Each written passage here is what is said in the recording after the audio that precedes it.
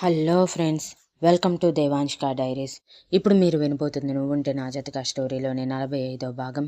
లేవటమే చెంపదెబ్బ బహుమానం ఇచ్చిన భర్త వైపు కోపంగా చూస్తూ తను ఏమీ చేయలేదని అర్థమైనా సరే ఆ కోపాన్ని ఆపుకోలేక, ఎందుకు ప్రతిసారి ఇలా కొడుతూ హింసిస్తున్నావు? అయినా ఇంతకుముందు నా డబ్బు తిని ఎన్నాళ్ళు బ్రతికావో మర్చిపోయావా? కనీసం ఆ కృతజ్ఞత కూడా లేదా నీకు? అని కోపంగా అరుస్తుంది. హరి ఒక్కో అడుగు ముందుకు వేస్తూ ఉంటే స్వాతి హరి కళ్ళల్లో కోపానికి భయపడి ఒక్కో అడుగు వెనక్కి వేస్తూ ఉంటే, నువ్వు చెప్పింది నిజమే. నీ మోచేతి నీళ్లు పెళ్ళి కాకముందు వరకు తాగాను. కానీ ఇప్పుడు ₹1,00,00,000 తీసుకొచ్చి నా చేతిలో పెట్టు. అప్పుడు నిన్ను ఈ ఇంట్లో మహారాణిలా చూస్తాను. మరి తీసుకురాపో అంటూ స్వాతి జుట్టు పట్టుకొని దూరంగా విసిరేస్తాడు. స్వాతి వెళ్ళి గోడకు కొట్టుకొని కొంచెం నుదురు ఎర్రగా మారిపోయి కోపంగా హరి వైపు చూస్తూ, ఇప్పుడు నా పరిస్థితి బాగోలేదనే కదా నువ్వు ఇలా చేస్తున్నావు? ఏదో ఒకరోజు నాకు టైం వస్తుంది. అప్పుడు నా కాళ్ళ కింద చెప్పులా ఉంటారు మీరందరూ, చూస్తూ ఉండండి అని చాలా పొగరుగా అంటుంది. దేవి గారికి స్వాతి మాటలు బాధగా ఉన్న ఆడపిల్ల మీద చేయి చేసుకోవటం అంత మంచిది కాదని, రేయ్ హరి ఆగరా, అమ్మాయి మారుతుంది. వెంటనే మారాలంటే ఎలా మారుతుంది చెప్పు? కొంచెం టైం ఇవ్వు అని హరిని ఆపుతూ ఉంటే, నువ్వు ఆగమ్మా, అది నోటికొచ్చినట్టు మాట్లాడుతూ మనల్ని చెప్పులు గిప్పులు అంటూ ఉంటే చూస్తూ కూర్చోవాలా? అయినా అది మనల్ని అంత మాట అంటుంటే చూస్తూ ఉంటావా? అత్తగారిలా పెత్తనం చేయవా? సీరియల్లో కోడలు నచ్చని అత్తగారు కోడల్ని ఇష్టం వచ్చినట్టు ఇబ్బందులు పెడతారు. మరి నువ్వెందుకు దీనికి ఇలా సపోర్ట్ చేస్తున్నావు? నువ్వేమీ ఆదర్శ అత్తగారన్న అవార్డు తీసుకోవాల్సిన అవసరం లేదు. కానీ నార్మల్ రొటీన్ మిడిల్ క్లాస్ అత్తయ్యని దానికి చూపించు, లేదా నన్ను చూసుకొని, అంతేకాని మధ్యలో దొరకు అని కోపంగా చెప్పి స్వాతి ఎదురుగా నిలబడి, ఏది మళ్ళీ కొన్నాళ్ళకి మళ్ళీ నీ పరిస్థితి మారిపోయి మేము నువ్వు చెప్పినట్టు తలాడిస్తూ ఉంటామా? అది జరిగే పనేనా అని ఈవిల్ స్మైల్ ఇస్తూ ఉంటే, ఇప్పుడే రుద్రసార్కి ఫోన్ చేసి నువ్వన్న మాటలు చెప్తాను అని ఫోన్ కోసం వెతుకుతున్నట్టు యాక్టింగ్ చేస్తూ అంటాడు. పొరపాటున రుద్రకి కానీ తను అన్న మాటల గురించి తెలిసిందంటే తన పాడ కట్టేసి అనాథ శవంలా పడేస్తాడని భయపడి, వద్దు వద్దు రుద్రబాబుకి మాత్రం ఇవేమీ చెప్పకు ప్లీజ్. ఇప్పుడు నీకేం కావాలని ఇంత టార్చర్ చేస్తున్నావు అని రిక్వెస్టింగ్గా అడుగుతుంది. ఇది కదా అడగటం అంటే. ఇలా ఎప్పుడు నీ టోన్ రిక్వెస్టింగ్లోనే ఉండాలి, కానీ అథారిటీ కనిపించకూడదు, అర్థమైందా? ముఖ్యంగా ఈ ఇంట్లో ప్రతి పని నువ్వే చెయ్యాలి.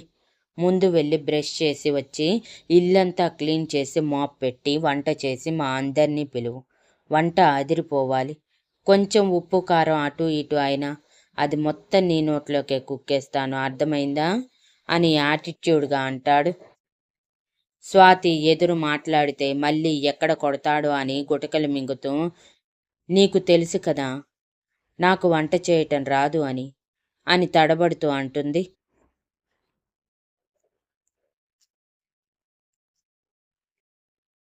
వంట నేను చేస్తాలేమ్మా అని దేవిగారు అంటూ ఉండగానే, నువ్వు చేసేదేంటి అమ్మా, నేనేం చెప్పాను? మధ్యలో నువ్వెందుకు దూరుతున్నావు? నువ్వు ఆగుతావా కొంచెం అని సీరియస్గా చెప్పి స్వాతి వైపు చూస్తూ, నేర్చుకోకుండానే అత్తారింటికి వచ్చావా? మీ అమ్మగారి దగ్గర ఉన్నప్పుడు ఏం నేర్చుకొని వెలగబెట్టావు? చదువుకొని బలాదూర్లు తిరగటం, లేకపోతే కనిపించిన వాడిని వలలో వేసుకోవటం, ఇవేనా? ఇంకేం నేర్చుకోలేదా? ఆ ఇంట్లో నువ్వు ఒక్కదానివే ఇలా ఉన్నావా? మిగిలిన అందరూ అలాంటోళ్ళేనా అని సర్కాస్టిక్గా నవ్వుతూ అంటాడు.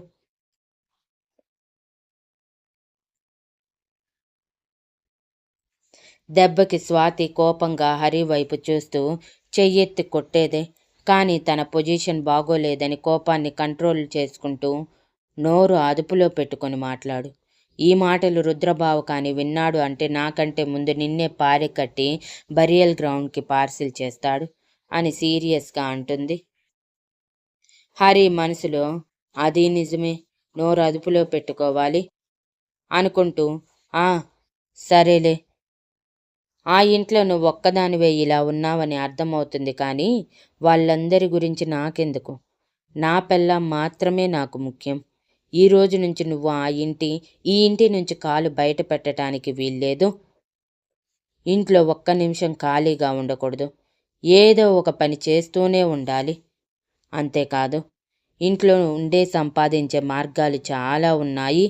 ఈ ఇంటికి నీ వంతు సహాయంగా ఎంతో కొంత సంపాదించి పెడితేనే నీకు 3 పూటల భోజనము, లేదంటే ఒక్క పూట భోజనం పెట్టి కడుపు మార్చేస్తాను. అది కూడా పచ్చడి మెతుకులు.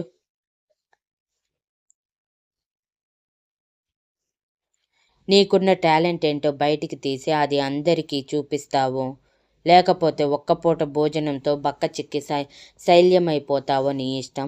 ముందైతే నేను చెప్పిన పనులు చేసి పెట్టు, నేను ఆఫీస్కి వెళ్ళాలి అని యాటిట్యూడ్గా చెప్పి వెళ్ళిపోతాడు. రూమ్కి వెళ్ళిన హరి తన ఫోన్ నుంచి రుద్రకి ఫోన్ చేసి మీరు చెప్పినట్టే చేశాను సార్ అని మెసేజ్ పెట్టి ఫ్రెష్ అవ్వటానికి వెళ్ళిపోతాడు. స్వాతి మాత్రం భయపడిపోయి, అంటే ఇప్పుడు నేను కష్టపడాలా?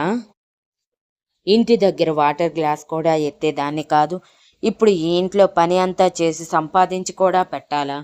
అసలు సంపాదించే మార్గాలు ఏంటి? నాలో ఏం టాలెంట్ ఉంది? ఏం అర్థం కావట్లేదు. పొరపాటును వీడు చెప్పినట్టు చెయ్యకపోతే నన్ను చంపేసినా అడిగే దిక్కు కూడా లేకుండా చేశాడు బావా. ఏం చెయ్యాలో అర్థం కావట్లేదు అని ఏడుస్తూ అలానే గోడకి జారిగిలపడి కింద కూర్చుంటుంది. దేవి గారు స్వాతి పొజిషన్ చూసి బాధపడి సాటి ఆడదానిగా జాలిపడి స్వాతి దగ్గరికి వెళ్ళి తన తల నిమురుతూ, బాధపడకమ్మా, రోజులు ఎప్పుడూ ఒకేలా ఉండవు. నువ్వు త్వరగా మారిపోతే ఈ బాధలన్నీ నీకుండవేమో ఒక్కసారి ఆలోచించు. అయినా మావాడు చెప్పిన పనులన్నీ నార్మల్గా అత్తారింట్లో ఒక కోడలు చేసే పనులే కాబట్టి నీకు ఎక్కువ కష్టం ఉండదు.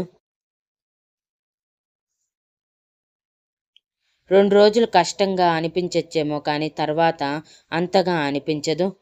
ఇక ఆదాయ మార్గాలంటే ఇంత చదువుకున్నావు కదా, ఇంటి నుంచే వర్క్ ఫ్రమ్ హోమ్ టైప్ ఏమైనా చేసుకో, అప్పుడు ఈజీగా ఉంటుంది కదా. సో డోంట్ వరీ అని అంటారు.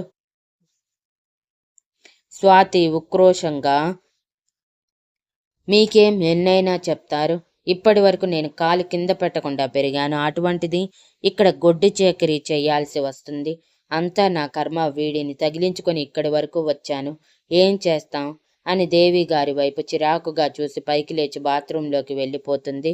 దేవి గారు ఒక నిట్టూర్పు విడిచి ఈ పిల్ల ఎప్పటికి మారుతుందో అనుకుని వెళ్ళిపోతారు.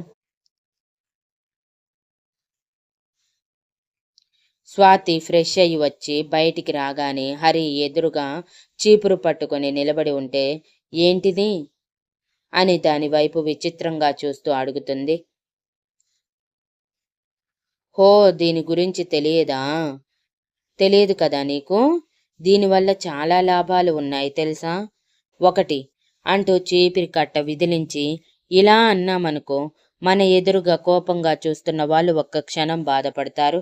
ఇక నెక్స్ట్ అంటూ చీపిరి కట్ట తిరిగేసి స్వాతి నడుం మీద ఒక దెబ్బ వేసి ఇలా అడ్డు తిరిగిన వాళ్ళని ఇష్టం వచ్చినట్టు కొట్టొచ్చు. ఇది సెకండ్ 1. ఇక 3వది అంటూ స్వాతి చేతిలో చీపురు పెట్టి, దీని పెట్టి ఇల్లంతా ఊడిస్తే ఎంత అందంగా తలతల మెరిసిపోతుందో తెలుసా? దానితో పనైపోయాక మాప్ పెడితే ఇక కింద క్రిములు కనపడవన్నా కనపడవు.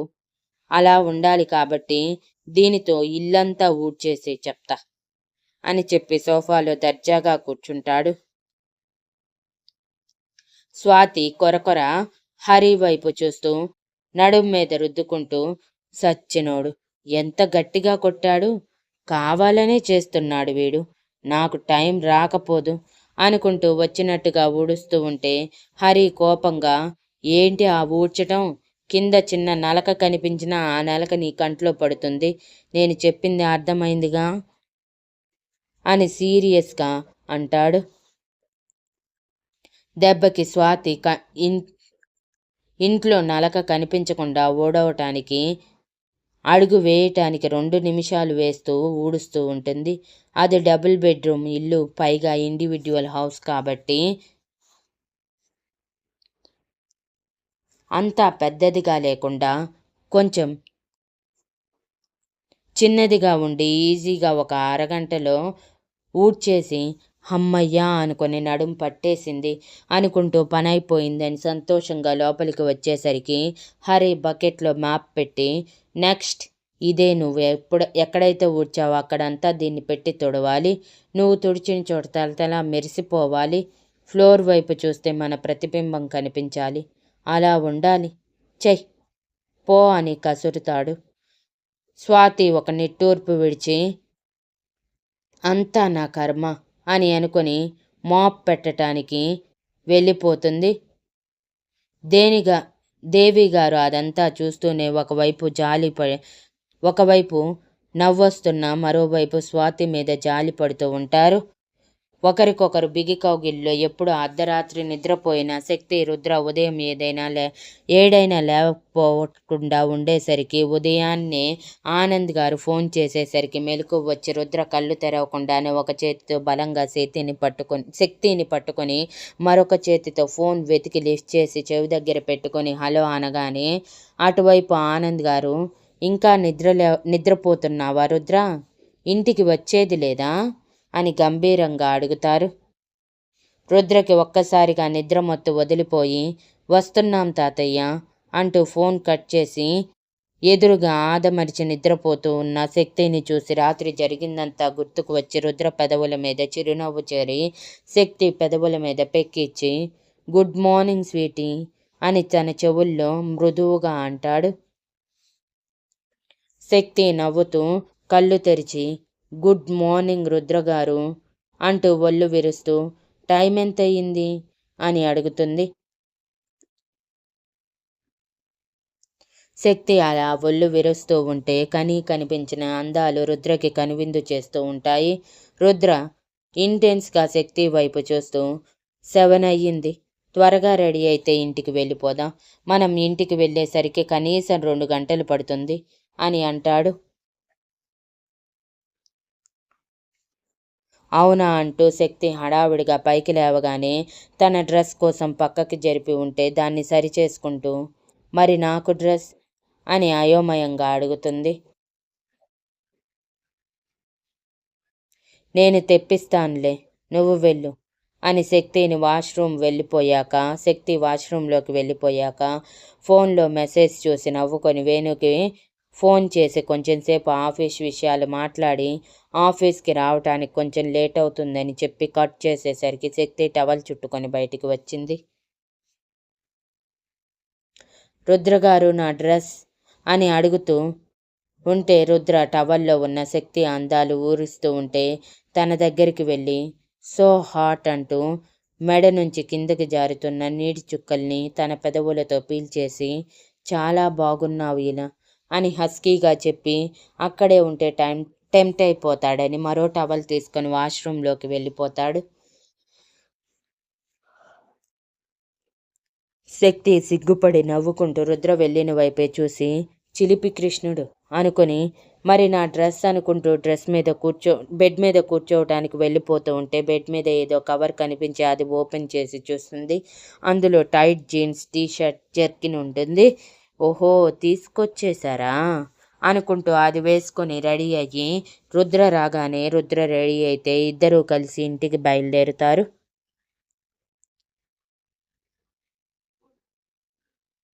Thank you for listening and please like, share, comment and subscribe.